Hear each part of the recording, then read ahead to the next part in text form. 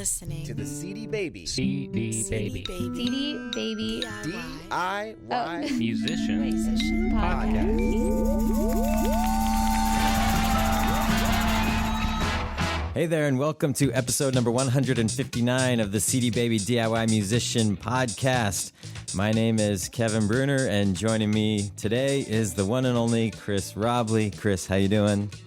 I'm good. Welcome to 2016, everyone. That's right. It's a new year, new opportunity. Did you have a good break? Good holiday? Yeah, it was good. It was like, probably everyone's holiday breaks are crazy. Like, they're not really restful at all. Like, you just stress about, hosting or cooking and all that. And then on top of all that stuff, I was preparing to put out my new album, shooting a music video, editing and, helping the director edit the music video. My parents have a bunch of home repair projects going on. It was, and then Star Wars, of course. So you filmed the music video. Glad you mentioned it because I had totally forgotten about that. But I saw some photos of it. I'm hoping you did some behind the scenes footage. You gonna do anything with that? I don't know. At least a blog post about how you made it. Yeah, I'll do that. But the reason the behind the scenes footage, well, actually, so let me tell you a tiny little bit about the video. We flipped the audio around. I memorized the song backwards. I recorded myself singing it and then flipped that around so I could see what my mouth was doing. And then I basically lip synced the song, 100 times, falling into a pool. That's singing the it backwards. That's the picture I saw online. Yeah, so when you, sort of flip all this back around so that the song is playing properly when you watch the video, I'm defying gravity and flying out of the pool and singing the song forward while the water kind of moves up my face instead of down.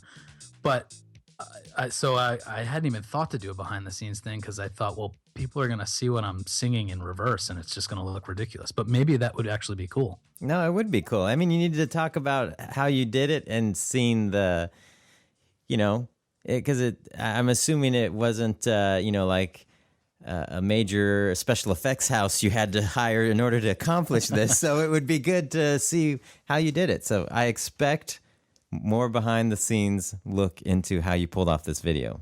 Yeah, 2 cameras, a friend, some lights, and we'll send it all to Industrial Light and Magic and have them. And a large swimming pool. Yeah. Oh, and a large swimming pool. That's true. Yeah. But we're going to have them add all sorts of alien creatures in front of me and obscure what's going on. I mean, perfect. No, it should be fun. Speaking of your album release, I also noticed, because I thought this was another good idea, that you're doing, while you're here in Portland, 2 weeks, next week, or next weekend? Yeah, so starting next weekend. You're on the 17th. You're doing a residency, like a 7-day residency at a venue here in Portland. And what you're doing, I thought was pretty cool, that every night there's sort of a different theme and different music, so people who come might want to come again and hear something different. Yeah, so the kickoff night is going to be a full band, and we'll do a lot of stuff from the new record. And then each night after that, I'm going to kind of focus, not exclusively, but kind of work in a bunch of songs from a particular album of mine up through the next weekend, where we'll go back to having full band shows and kind of concentrating on the new record, plus some some other random things thrown in. Like, I'm going to do a set of Harry Nilsson songs one night. Another night I'm going to do like a mini set of James Bond theme songs. Another night I'm going to do a mini set of Radiohead songs. And then there's a different featured guest every night too, who will also be playing with me. And of course you're videoing all this, correct? and well, and by it that would you be, mean I'm going to ask the audience to get out their iPhones? Well, the first thing I saw when I got your email with the list of all the shows and the different things, I'm like, Chris better be filming this, because this is perfect. This is enough material for you to work online for a year. That's true, actually. And record, and you get somebody out there to record it every night, at least getting, a good off the board and room mics, and you could have 3 or 4 live albums. Yeah, Especially Where with were you all a month those ago? great. Well, there's still time. You've got a week. I know, I have a whole week to play. No, that's a good idea though, because I've been reviewing, 6 albums worth of my own stuff, plus probably like another 3 hours worth of cover songs. So it's going to be a lot of stuff. This is like the perfect example of how in 1 week, not only are you going to have played and hopefully recorded and videoed you doing all sorts of your entire catalog that reinvigorates old albums potentially, but you will have done some good cover songs. You'll have some guest artists that could potentially add some interest. I mean, come on. You got to capture this on video and record it. All right. So I just need to find someone to do it. Like everyone in Portland that does this. Okay. I'm convinced. Yeah, you've got to. I mean, I saw that and I'm like, this is exactly what I'd been trying to carve out for us to do as Small Town Poets. Like, just take a week and do a bunch of different types of shows in the Atlanta area and do different parts of our catalog, have our friends come and join us from different bands, and you're doing it. So you beat me to it, and you've got to get it done. You're asking me to really make this even more ambitious, and I'd just like to remind you that during the day, I also have to be at CD Baby, and I'm supposed to get my teeth cleaned while I'm in Portland. Well, I'll talk to your boss and see if I can work something out. So anyway, we all now, because we're going to be talking later in the podcast about some of our musical goals for 2016 and some of our predictions. And I am going to add to my predictions that Chris is going to release a bunch of live albums and live videos from this 1 week and think it was the best decision ever.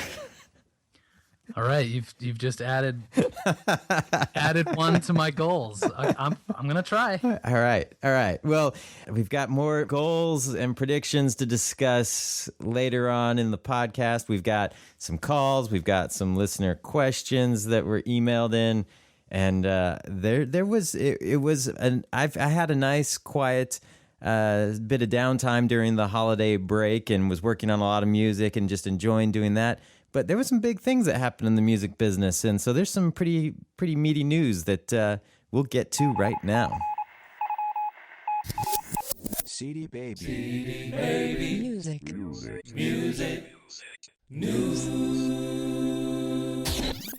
Well, Spotify announced the creation of a new database to better manage artist royalties. On the Spotify blog, it says, "One of our core commitments is making sure that everyone involved in the creation of music is paid fairly, rapidly, and transparently. Unfortunately, when it comes to publishing and songwriting royalties, especially in the United States, that's easier said than done because the data necessary to confirm the appropriate rights holders is often missing, wrong, or incomplete.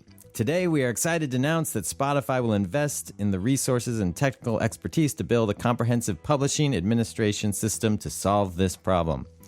While some were very happy about the announcement, saying non-payment and compliance is a mess that can and should be fixed, others say it's something the company should have prioritized from the start instead of chasing $1 billion plus valuation at the expense of proper payments to publishers. Right on the heels of that announcement, Spotify was hit with a big lawsuit. On December 28th, 2015, David Lowery, who runs the Tricordis blog and fronts the band Camper Van Beethoven and Cracker, filed a class action lawsuit seeking at least $150 million in damages against Spotify. The lawsuit claims that Spotify knowingly, willingly, and unlawfully reproduces and distributes compositions without obtaining mechanical licenses. Judging from the comments online, this is going to be a hot topic for the year with opinions about the validity of this lawsuit all over the map. So why is all this important? Well, Nielsen just released a report of all the music stats for 2015, and streaming music in the U.S. doubled in 2015. 317.2 billion tracks were streamed through services like YouTube, Spotify, Apple Music, Tidal, and Google Play. In 2014, the number of tracks streamed was 164.5 billion.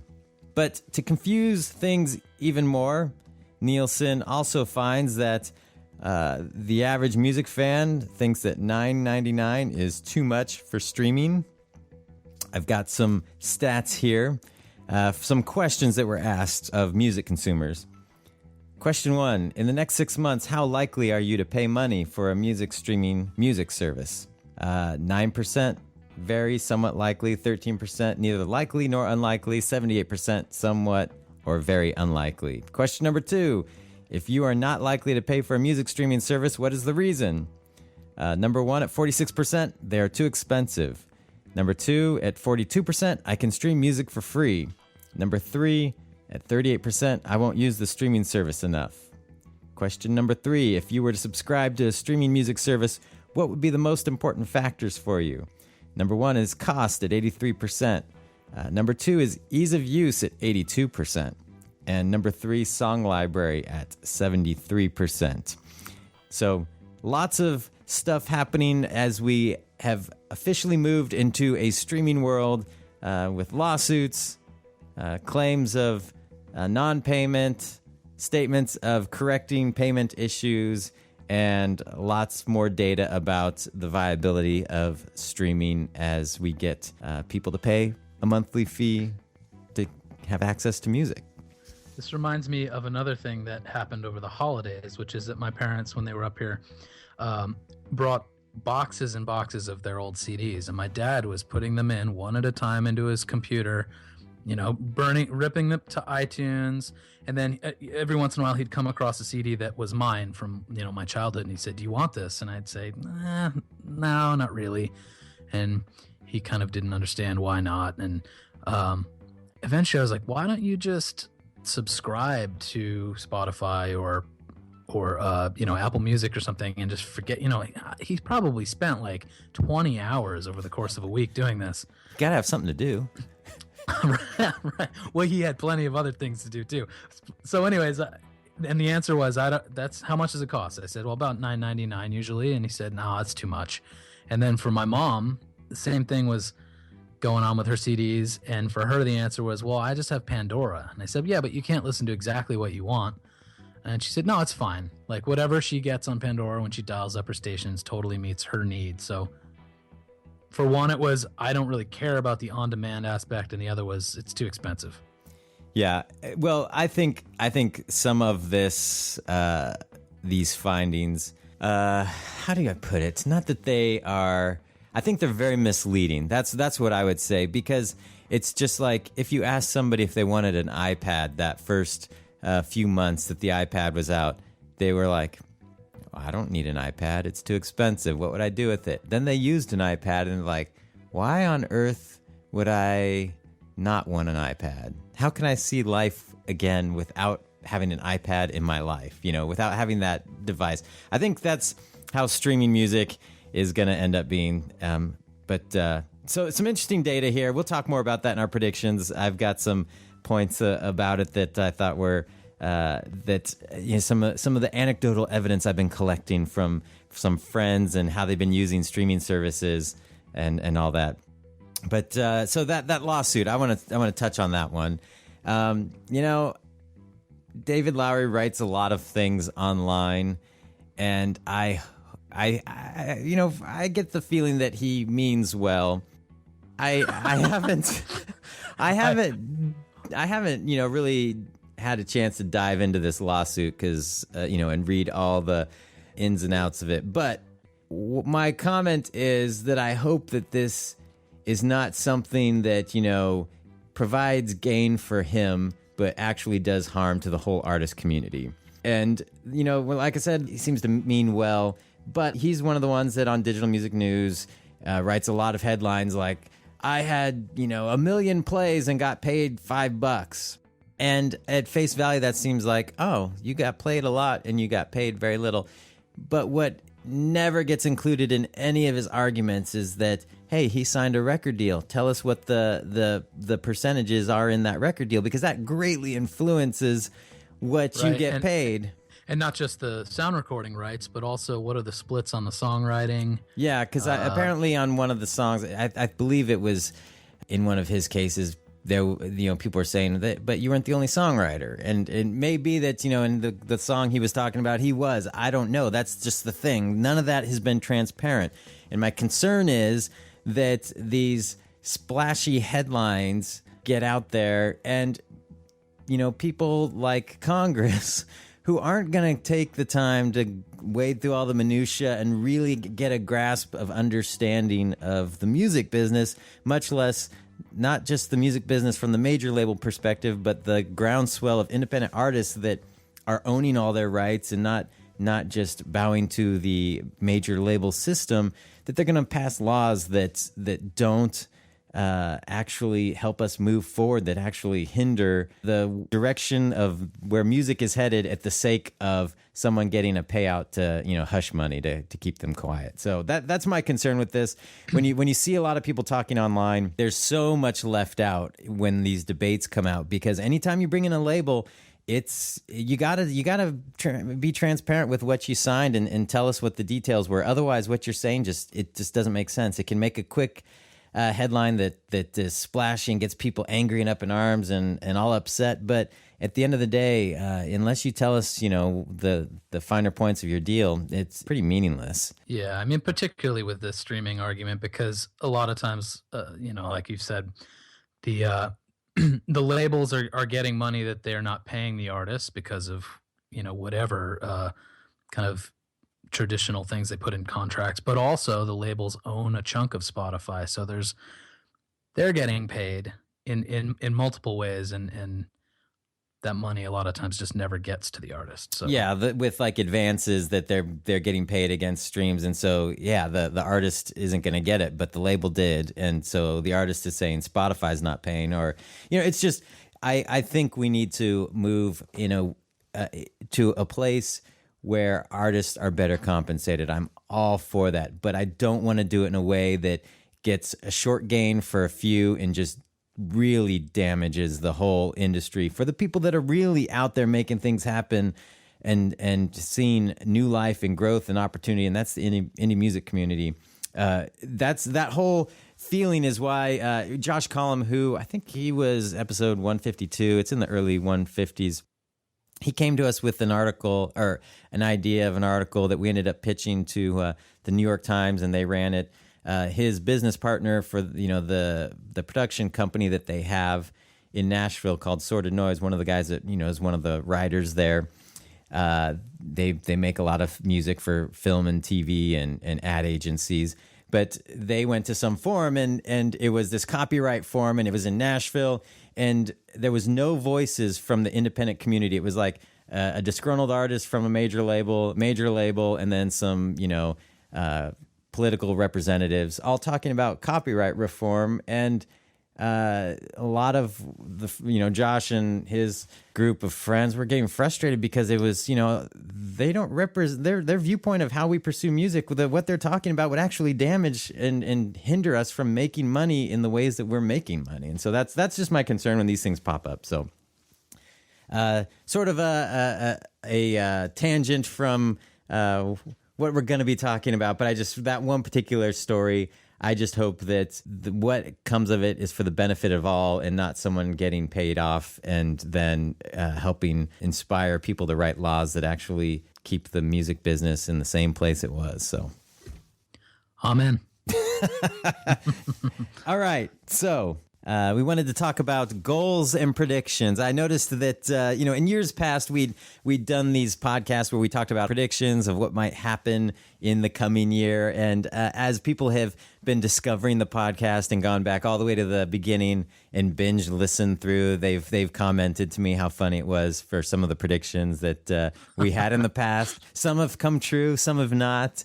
And some have, but this time, I didn't feel like there was so many predictions that we could come up with. I think there's a few, but I also wanted to throw in some goals because I'd been thinking a lot about how it's so important for artists to have goals for what they want to do. And not only just artists, but, in life, it helps to have a plan for where you're trying to get to. But specifically with music, I know it's typical for artists to ask, well, how do I, I'm not getting anywhere with my music, or well, where are you trying to get? I don't know. Well, that's the perfect place to, perfect way to get nowhere. Yeah. Supposed to drive to on your map. Yeah. You and set there's a couple things in my past where I had said this is a goal, and I finally reached it, and it kind of made me teary-eyed when I realized, this is something that I had been aiming for a long time, and I finally got it there, and it was something very specific too, and so it was one of those things like, yeah, that's helpful when you kind of have some things named, and not only that, I think with music, I think it's important to help give yourself some focus.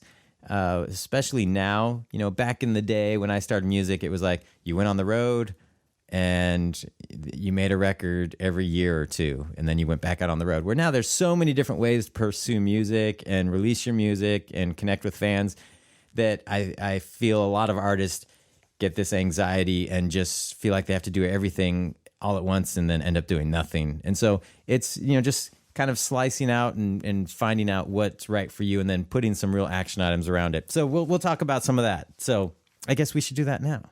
Yeah, let's do it. First off, let me say, if you're new to the podcast, Chris and I are both on Twitter. You can hit us up on Twitter at any time. I'm at K Bruner, the letter K in my last name, Breuner. Chris, you're just at Chris Robley. Yep. We've got a listener line that is 360-524-220. You can also find that number on our podcast website at cdbabypodcast.com. Since the holidays, over the holidays, we sent out a big email to all the CD Baby users, which we hadn't really done much of promoting the podcast on a grand scale. And so we've got a lot of new listeners in. So we love hearing from you and getting your feedback and your participation. So you can do it in those ways. And so, Chris, why don't you start us off with? We'll start with goals, and then we can end with predictions. So what? Sure.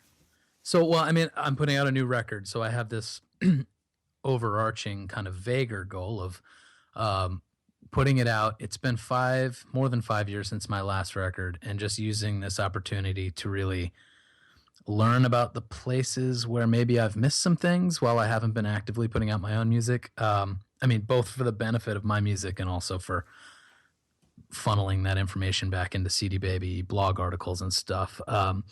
So just using it as a learning opportunity is the grand goal. But more specifically for promoting the record, I want to make a video for every song on the album.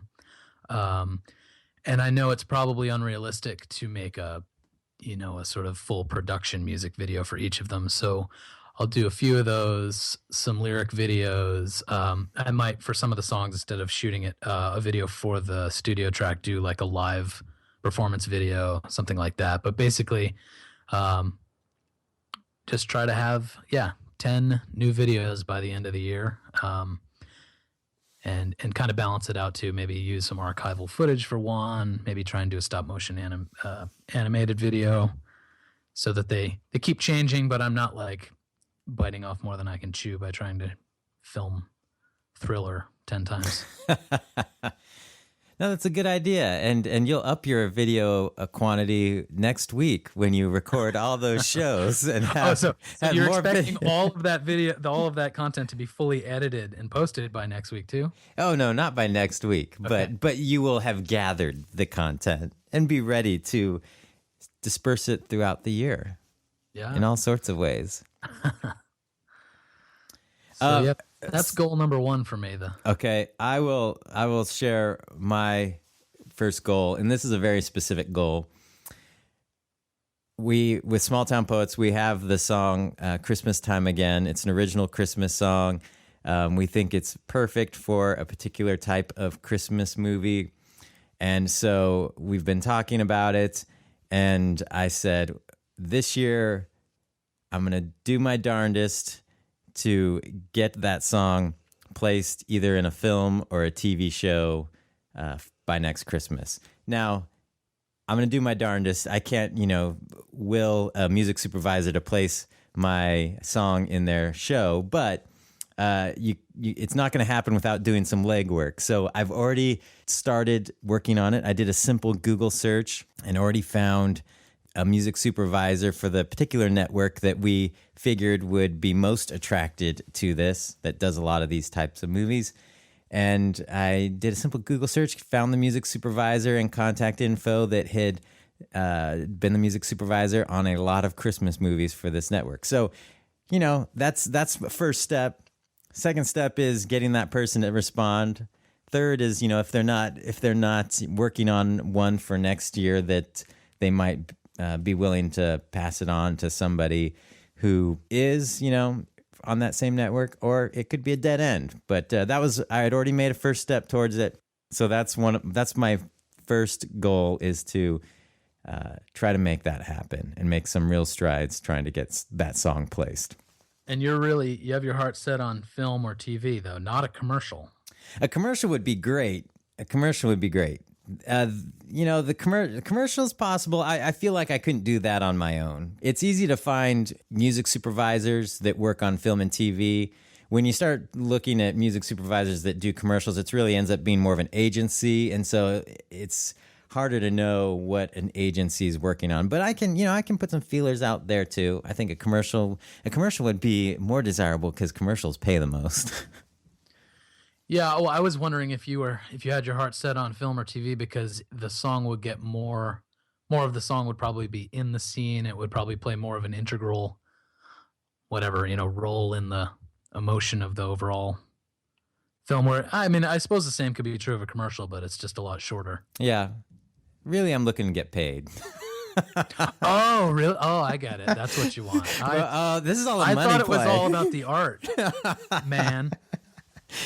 No, a TV. Actually, the song itself almost has a story that could be made into one of these Christmas movies. And if anyone listened to the last episode of the podcast, the one that we recorded live at the DIY Musician Conference, where I completely botched the plot of the song. This is not the plot where Grandpa dies before Christmas happens and becomes this horrible, sad story. So it's only a slightly sad story. The song's called Christmas Time Again. You can listen to it on whatever music service you prefer, or you can buy it if you still prefer to do that. So that was my first goal. Well, I think we always say this about holiday music, but it's a good thing you're starting now.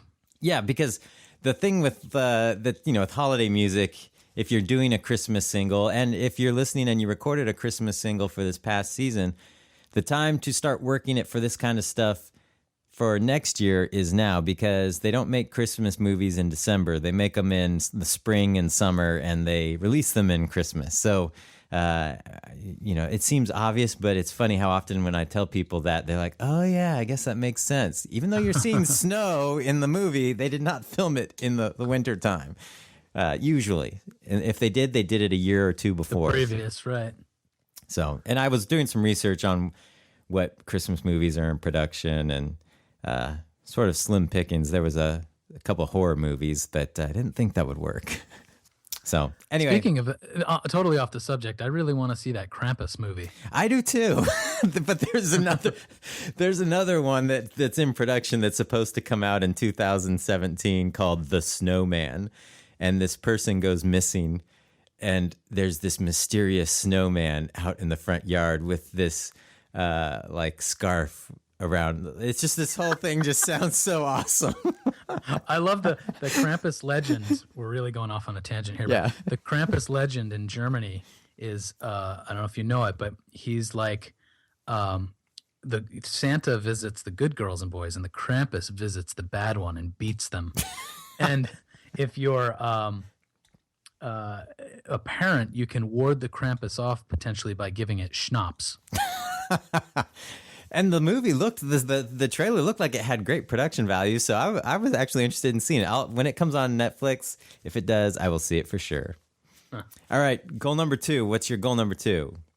Okay, so my next goal is that I have a handful, maybe 5 or 6 cover songs that I have in various stages of completion, and I have videos for a few of them of the recording of them. So I want to get those out there on YouTube and then just into distribution for the tracks themselves.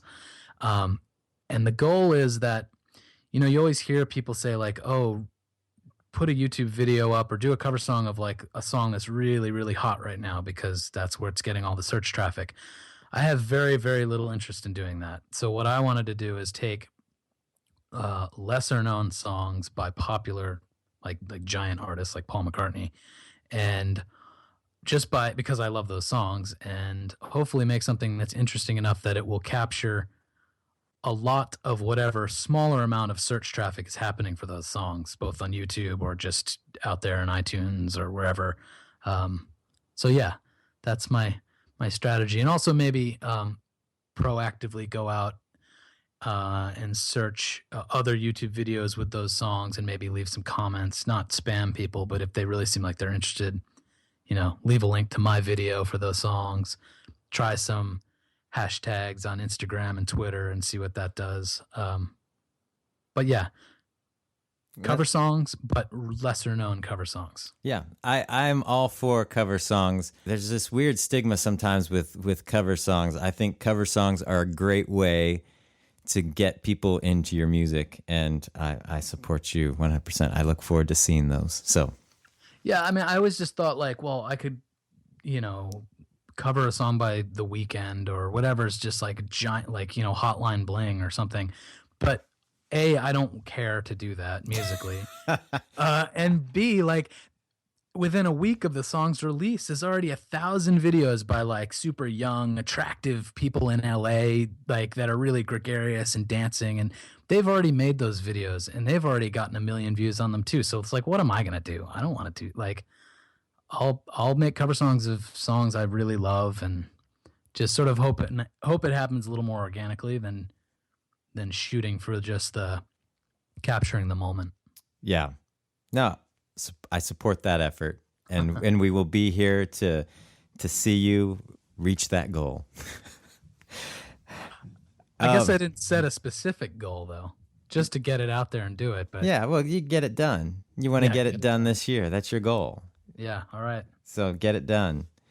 See, the great thing about us saying these on the podcast, our own personal music goals, is because, well, one, I would love to hear our listeners' goals as well. This is, it's just interesting to hear what other people are doing and things they're trying.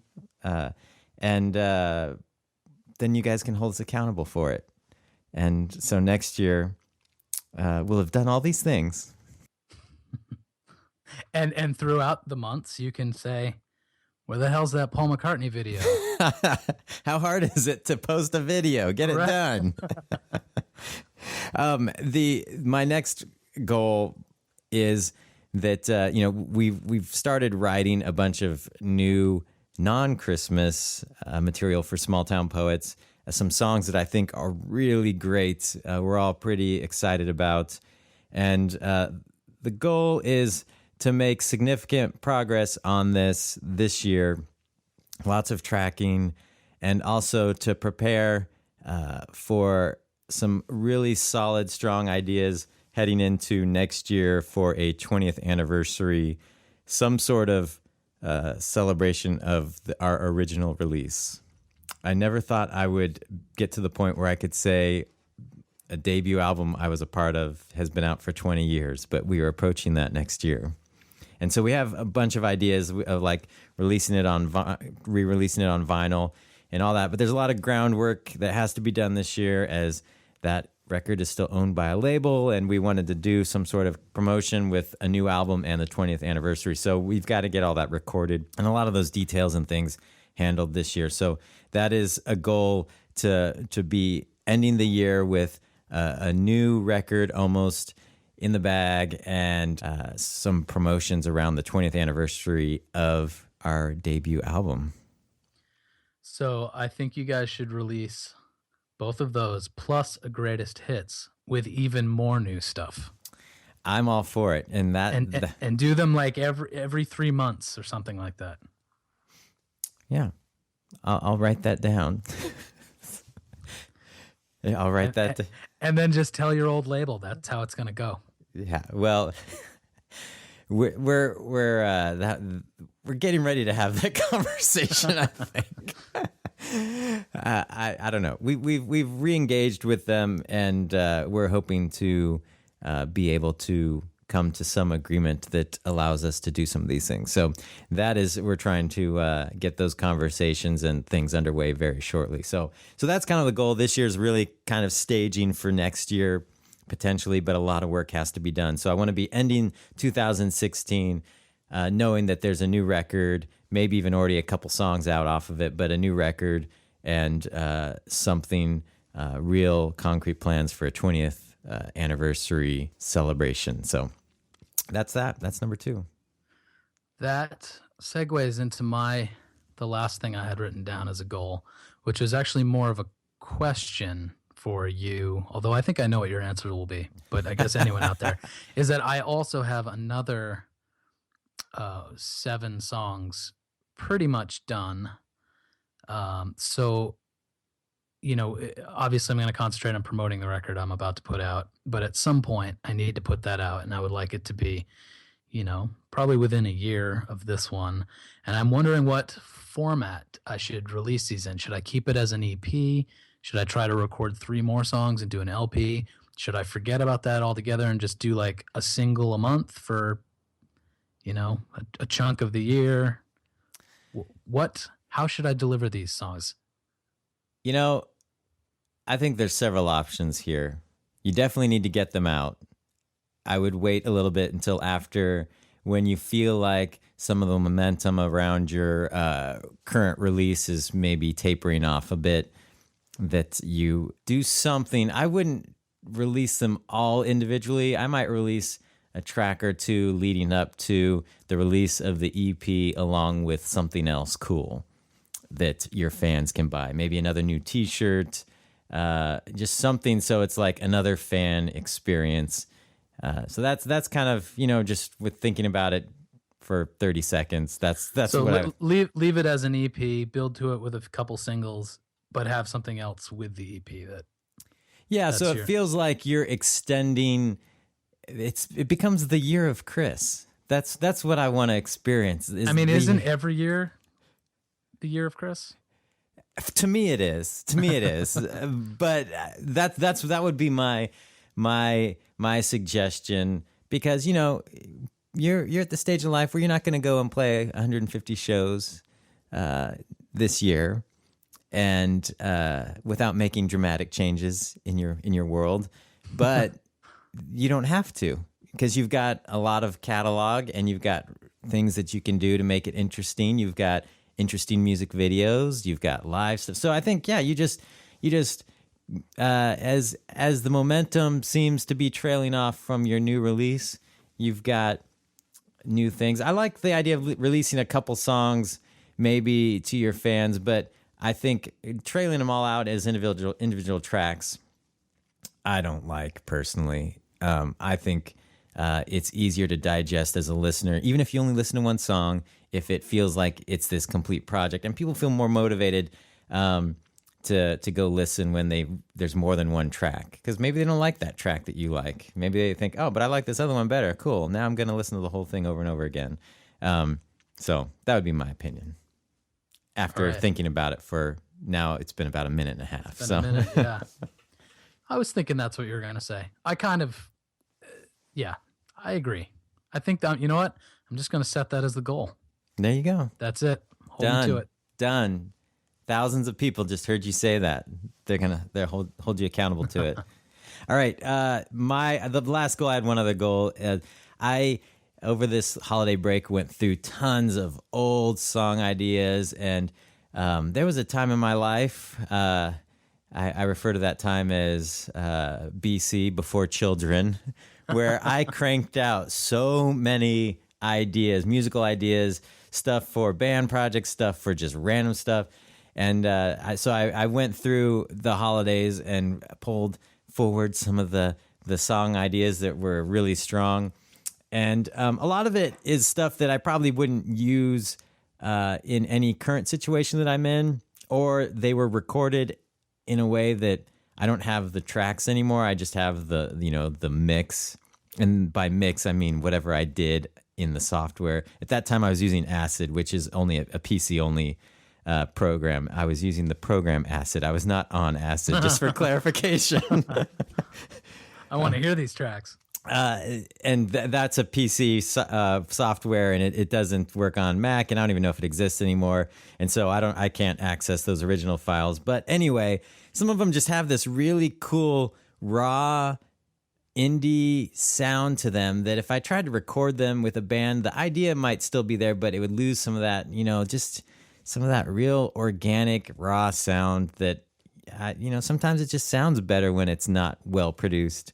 And so over the years, I've used a couple of them as bumper music in the podcast, and I actually am going to be dropping a lot more of them into the podcast. But so I thought the goal was to release something, a solo project, if you will, but not really a solo project, but just to get these things out there in the form of most likely like for people to use as bumper music. I think they're really cool, and they're, I think, different sounding than what a lot of people put out there as bumper music. So that's one of the goals. And the other goal is, a few years back, I released a solo track. It was kind of like a Explosions in the Sky kind of guitar song. And I've got another good idea for one that's in that same vein that I really like. And so I'm working through that and want to get that recorded and released. So just wanting to get more music out there, and no matter what it's in, if it's a good idea, good sound, interesting musical thing, I just thought, what the heck, put it out there. It doesn't do me any good to not have it out there. So I'm working. Like a good goal. So and it may be that no one listens to it. With that particular one, with like the bumper music idea, I thought it would just be fun to put that out there. If people start putting it in their videos, then great. It's not something that people are going to rush to the store and buy or stream, but we'll see. Well, you can always just put it in this podcast, and you'll know that as many people that listen to this podcast, they'll hear your music. Oh, I've got plans, all right. I was thinking about when you said there was a time in your life, BC, when you accomplished so much. I remember that time, and what I think is so funny now is that when I was in that time and producing so much stuff, it always felt like I wasn't doing nearly enough. I know. Exactly. I felt like I was just, I don't know, like totally unproductive. And then I look back, I'm like, there was a month when I wrote like 20 songs. Yeah. So, a lot of them I still play. Yeah, and there's stuff I'm like, I know that's me playing, but man, I was pretty good. Right. Yeah, I listened to an old album. Like, how did I even come up with that? Because back in that time, I was doing a lot of drum loop programming as well. And so a lot of the stuff, it sounds either like real drums or interesting loops. And a lot of it was just me plotting and programming it. And there's much easier ways to do that now than there was when I was doing some of these. And I think, man, I made some good stuff. I mean, now I just have to, I think every artist, as you look back, it's always good to look back and see where you came from. You're like, man, I accomplished a lot. I grew a lot. And in the moment, a lot of times it feels like you're being unproductive, not doing anything, in a rut. And so it's good to go back and at various points in your life and see that, hey, you know what? Back then when I was thinking I was not that great, I was kind of doing some cool stuff. So it's just an interesting commentary on how your perspective of time changes too, because when you look, you only see the final output.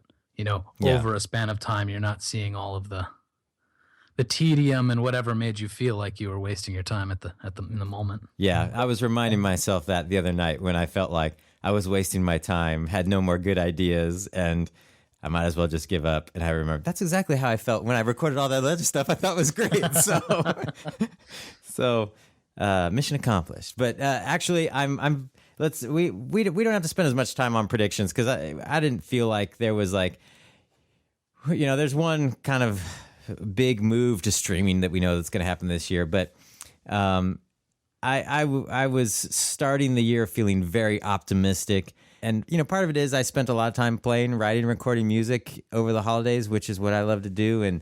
And so far this year, I was noting that I've played and worked on music every day of the year so far. So I've spent a significant amount of time every day, whether it be an hour or a half hour. When you have kids and family, half hour can seem like a significant amount of time, but I've been making sure that I do that every day, and I'll see how long that lasts. But it's made me feel very optimistic about just everything in general about music, because I'm, when I'm recording and creating and doing new stuff, cool things can happen. So that's what it's making me very optimistic going in this new year. But predictions, did you have any big predictions? Well, I think the biggest one was what you were already hinting at, which was that Pandora will probably release a Pandora branded or affiliated interactive streaming service at some point. But my real prediction around that is I think that what will happen is that once Pandora's in the game, everyone will realize that there's no difference between any of these things. Who cares? Apple Music, Spotify, whatever. Everyone's just giving you music, and it's not like there's one service that has something so unique or standoutish that it's gonna, draw everyone to it. I kind of thought that was gonna happen with Apple Music, and it didn't. I realized just plenty of people still love Spotify. Some people love Apple Music. It's just like, so you're gonna have whatever, the 5 big players, and maybe that will determine certain artists being drawn to them for exclusive releases because they're promised a certain amount of promotion, the same as it is with Walmart and Target and whatever, doing exclusive releases. But I don't know. I guess I just think that by the end of the year, we'll all think, all these services are basically the same. See, I'm going to disagree with you on that one. Okay. But this is totally fine because it's a prediction. If we have the same predictions, that's no fun.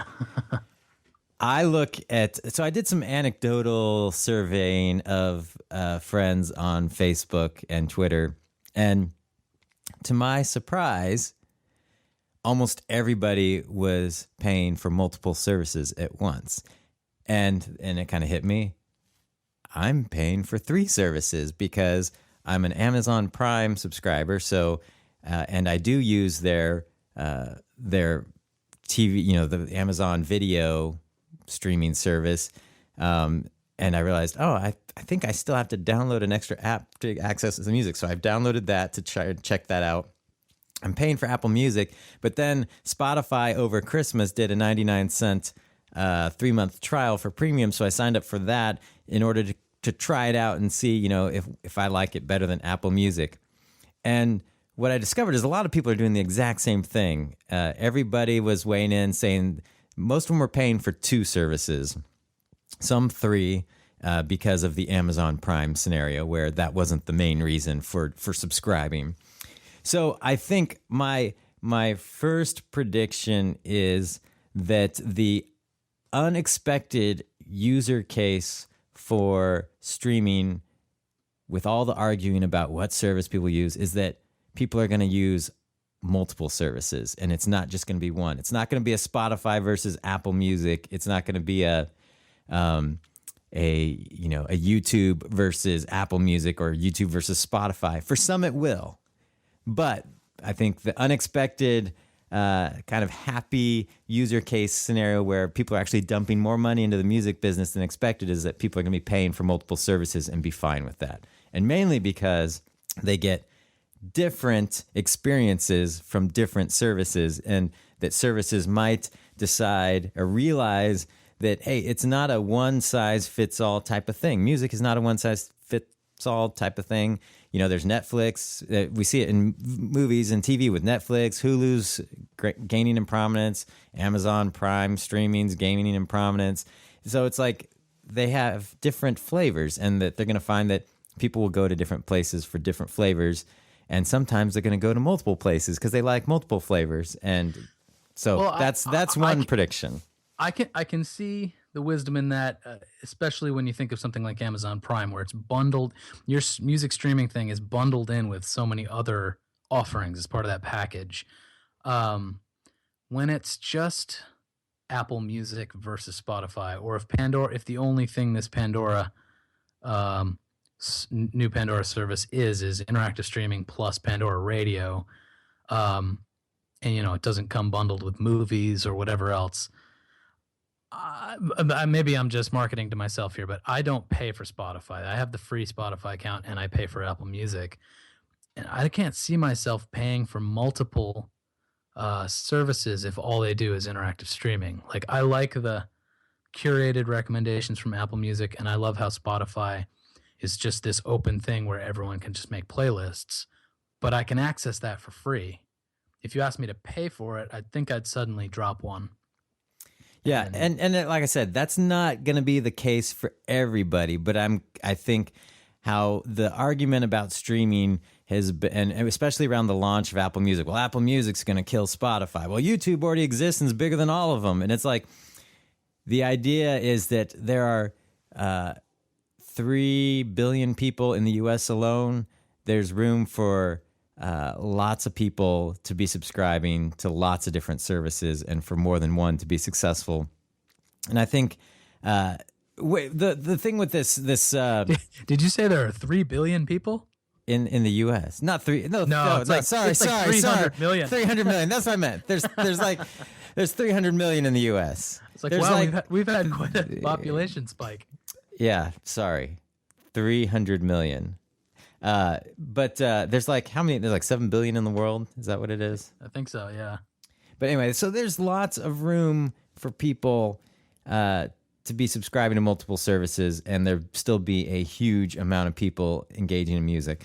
But we'll see. We'll see. The other thing that Nielsen report where I read that if you were to subscribe to a streaming music service, what would be the most important factors for you? I think the number one at 83% being cost is such a misleading statement. And if people hang on that, I think they totally miss how markets develop. Nobody goes into something going, yeah, I want to pay for something that I'm not using. But how many people are paying like $100 a month or more, $150 a month for cable access, and all they do is watch ESPN? You're paying tons of money for a lot of stuff you're not using. $9.99 a month is nothing if you're using it. So I think cost, that's, to me, $9.99 a month is so insignificant compared to what people are paying on a monthly basis for it and not using, or using very little of. But what I think number two on that list at 82% was ease of use. And I think, to me, that is the one that none of the services have nailed yet. And when they nail that, that's when the floodgates will open and people will, we'll get to the number of levels of streaming audiences that people have predicted will be needed to take the music business beyond the heyday era of, profitability. With Spotify and Apple Music, while I was trying them, is that, I love the For You recommendation page on Apple Music. I think they nail it. Most of the time there's a good mix of artists I haven't heard of. I've found some new artists through that I absolutely love now. Some of them very indie artists as well. It's not just major label artists. It gives me content by people that are similar to artists that it knows I love and artists that I love, and it's good playlists. I like the way they curate the playlist. But I decided to try out Spotify because the darn buttons are so small on Apple Music. I practically wreck my car every time I try to change a song or do something. It's treacherous unless you use Siri. Yeah, it really is. I cannot believe. I mean, even holding my phone, it's like I have small hands compared to probably the average grown man, and I can barely hit that button. And then some of the navigation is just horrible. And then Apple Music has this rampant problem where you have live tracks playing in place of album cuts. That happens more with major label artists because they tend to have album live versions floating around the internet. But I was listening to it, like one of the playlists it recommended to me was a playlist of that Daniel Lanois had produced all the tracks. I'm like, that they nailed it. I want to hear that playlist, and I have some of those albums, and I want to hear the ones that I don't. First track was by U2. He's produced most of the records. It was a live cut, and I'm like, but it wasn't a live cut from a live album. It was, if you go to that album on Apple Music, instead of hearing the album tracks, there's some live tracks accidentally subbed in. It's just their system's got some errors with that. So I was getting frustrated with some of those. So I tried Spotify. I hate the playlisting on Spotify. I feel like it's generic, and every time no matter what playlist I select, it feels like it's always like this indie dance pop. It's like, here's rock, and it's like, no, this sounds more like indie dance pop. Here's alternative. Well, more indie dance pop. Like, all the genres are just funnels to indie dance pop. Yeah. So anyway, I think my prediction is that some of these issues will get ironed out people will gravitate to multiple services for different reasons, and the economics of streaming will start to make sense. But we still got a lot of work to do to make sure artists are compensated fairly. But I think people will start to see that can make sense. And I think people will embrace the fact that this is the future at this point on. We are not going back to a world of one single format ruling the day. It's going to be multiple formats moving on. Any other predictions you have? I don't know if it's a prediction. This one's kind of a question too, but have you heard about Twitter considering the instead of a tweet being 140 characters, there might allow 10,000 characters? I did see that. That will really change the way the Twitter feed works. Yeah, I mean that's sort of my question. Like, is the thing that's most special about Twitter just the obvious thing of the constraint? And if you let people type giant posts, does it take away, the one thing that differentiates it from Facebook or Tumblr or whatever else you could be on if you want to write an essay? Yeah. Maybe it'll be great. I don't know. I mean, I think if that happens, like there will be a lot of people who are nostalgic for the tweet-sized tweets. Yeah, I know they're trying to figure out how to make Twitter make money. So, and I guess its user base is sort of stagnating as far as like new signups to Twitter. I still like Twitter because it's public and because it's that short format. If you open it up, it's like then people start turning it into these giant tirades. I'm like, I don't want to see a Facebook feed on Twitter. Right. That's how I feel. Let's see if we got any other predictions. Oh, I don't know if it's a prediction, but I was thinking about whatever happened to Pono Music and all those other high-res audio players. Those seem to die already. I have not heard a peep anywhere about those things. And what made me think about it is that Sony is releasing this ultra high-end record player because they were saying that the typical USB record player, that people get vinyl and they plug it in their computer just sound terrible. So it was like $2,000, I think, maybe even more. And so it got me thinking about whatever happened to Pono Music. I don't think high res is going to have its day, at least not the way some people hope. Not when people like you and me are listening to albums on our iPhones in our pockets. Yeah. While doing work, yes. Right. I put the question out on some predictions out on Twitter, and a group, Sofa City Sweetheart, they were being comical. They sent a couple tweets. The only legally allowed release format will be Apple iTunes mandatory album downloads. The other one was Spotify will introduce its new premium artist plan in which artists must pay Spotify every time their music is streamed. And the other one was, as Adele's 25 continues to smash sales records, she somehow gets on the 2016 presidential ballot, wins, and outlaws all other music. And then they said, they're, of course, just kidding, but longtime listener, please keep fighting the good fight so these tweets never become reality. So thank you, Sofa City Sweetheart. I like that Spotify idea. Making artists pay. Making artists pay. That would be funny. Somebody would do it. I wouldn't have to pay that much. Oh, Chris! After the year of Chris coming up, you'll have more streams than you know what to do with. All right, we've got some listener feedback and questions, and before we get into, we got a couple calls. If you want to call our listener line, it's 360-524-2209, or you can email us at podcast@cdbabypodcast.com. And even if your question doesn't get on the show, I always answer them and get back to you as soon as I can. And yeah, so we've got a couple calls. Let's listen to them now. Hi, guys. My name is Johnson of Band Metallic Sun, and I'm calling about your recent podcast on the top 5 album release mistakes. Well, my mistake was thinking that the band would stay together long enough for us to play our first show. The guitar player and the drummer had an argument, and then the drummer threatened the guitar player with physical violence. So after much deliberation, we decided it would be better to find another drummer. Well, that was easier said than done. and I think it might be a nice topic for a future podcast to talk about how to properly fire a band member and also how to find a suitable replacement. Well, thanks for your podcast. That was so that one made me laugh. Like the mistake being that he thought the band would make it to their first show. But band agreements are important. I've never done one, and that doesn't mean they're not important. I think it's something that we need to get somebody on the podcast to help us talk through how to do it. And, maybe get somebody who could coach people on how to have those tough conversations, because people don't like having those tough conversations. But you know what I think is makes it harder is not necessarily the, hey, if we break up, this is what'll happen with our catalog.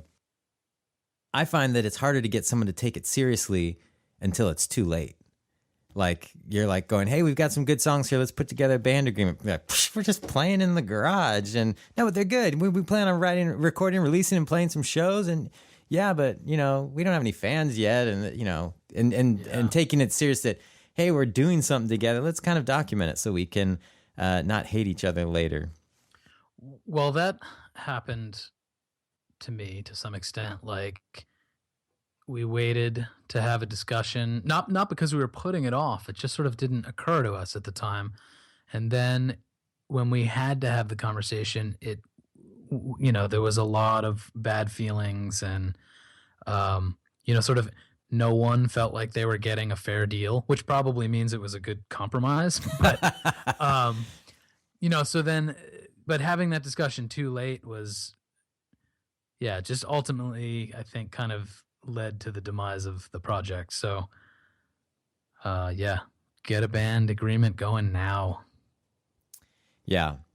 And we got another call. This one also plays into the email question we got. So this is Rennie again. He called and was on our last podcast. So if you're listening and you want to get on our podcast, if you keep calling in with good questions, we'll keep playing them. Hey, Kevin, this is Rennie from Remnant.com. That's Remnant with a DT. And I want a quick shout out to the Host Baby folks. I recently signed up with their service, still in the 30-day trial period, but really inspired what I've seen there, both what they've got technically as well as their customer support. So if anybody needs a really cool website that can either work as a template, or if you have web development skills, like I've got software development skills, they've got the developer package that allows you to go deep in the code. But I'm not here to broadcast how great HostBaby is. I have a question, actually.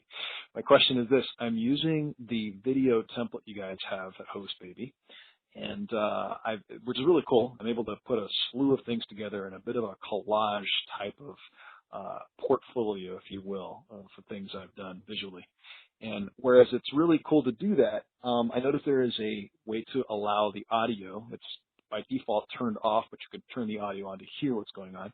And I'm thinking there might be an issue there just legally, just because a lot of the performances that I have are going to be covers, right? And there's going to be also audio that I've sampled from other recordings. So what I did was I uploaded a video that had no audio in it. I guess the question I have is, do you have any advice for how, if I can at all, and under what circumstances, I might be able to use samples of the original audio that came with all the collage of videos that I put together? So, if you want to go to remnant.com, it's REMNANDT.com, you'll see what I'm talking about. But just wondering if any artists can use audio in a different format, if it's like considered a medley or a collage where it's not the full piece. I'm sure the answer is no, but wanted to hear if you had any suggestions or advice on that. All right, guys. Thanks. Carry on. All right. I've got a little background on his question, just in case it wasn't quite making sense. HostBaby has this template where the backdrop of your site is a video. It's just a YouTube video. You drop in a link and it makes it the backdrop of your site. And it's really cool. Some people have done some really nice things that kind of turn their websites into more of a storytelling device. It feels more story-like, more visuals of the band, more movement. But anyway, you can turn the audio on and off. And I think he's asking if it's okay to post something there that has audio that you may or may not own. The quick answer is that, those videos are coming from YouTube in the first place. And so whatever is allowed on YouTube is going to be allowed on your site. Technically, if you licensed a track to say, I'm only going to release this on YouTube, it could potentially come up that they're like, hey, you said you're only going to distribute this through YouTube, but you're really, even though it's from YouTube, you're really kind of using it as a base for your own website. But you're going to run into trouble on YouTube first before any place else. And that goes into our question that was emailed from, it was Joe from the group The Sapsuckers. And he had a bunch of questions about YouTube and asked that we do a YouTube A to Z type podcast. And I thought that was a great idea. And I checked out their YouTube page, and they're already doing a lot of great stuff. So, but yeah, I definitely think a YouTube A to Z type podcast is in order, where we can put together a lot of good information about that. He had a lot of questions like, how do I make sure my metadata is attached to the video files?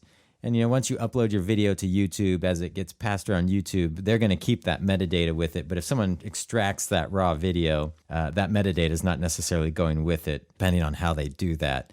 He said he's confused about how exactly monetization works. I don't want to get into that right now because that's part of the whole YouTube A to Z podcast. But we do have a couple episodes where we touch on that. But there's also there's a blog post on the DIY Musician blog called exactly that. How does monetization work on YouTube? I think you're correct. And so, Joe, if you search that article, you'll find it. But the question I wanted to center in on is, he asks, do we need to buy the sync rights, and can we monetize that video about doing cover songs? Like, if I do a cover, do I have to go get a sync license in order to do that? And if so, will I be able to monetize that video? So I asked our director of publishing at CD Baby, Rob Filomena, who was on a couple episodes back, and his response was, if you upload a cover to YouTube without first getting a sync license, the publisher will have the ability to claim via Content ID or block the video if they are, for some reason against cover songs and they block it. Most artists take that chance. If the publisher monetizes, the artist will still be able to claim the master and video portion for themselves and make money. Publisher does not claim their portion, though.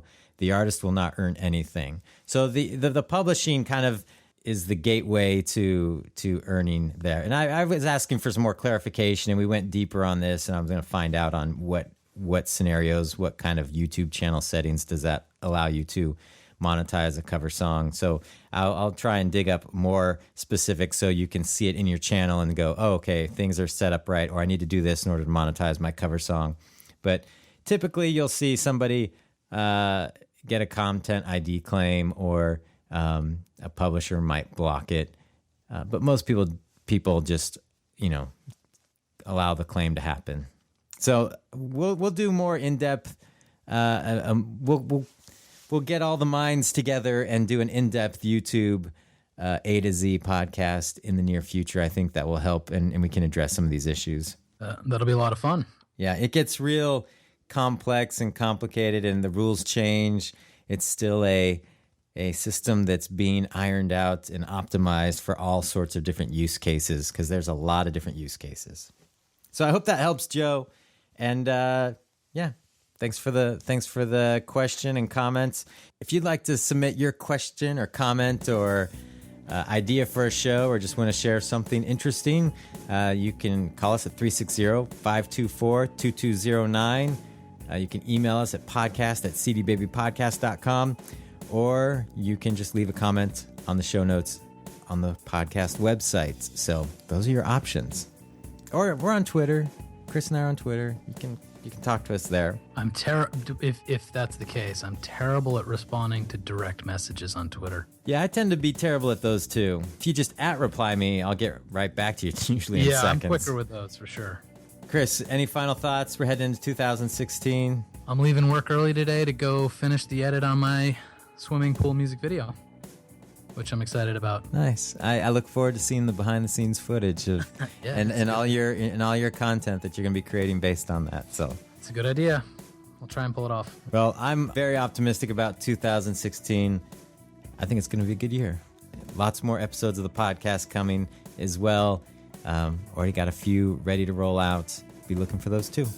Thanks for listening, and we'll catch you next time. See ya.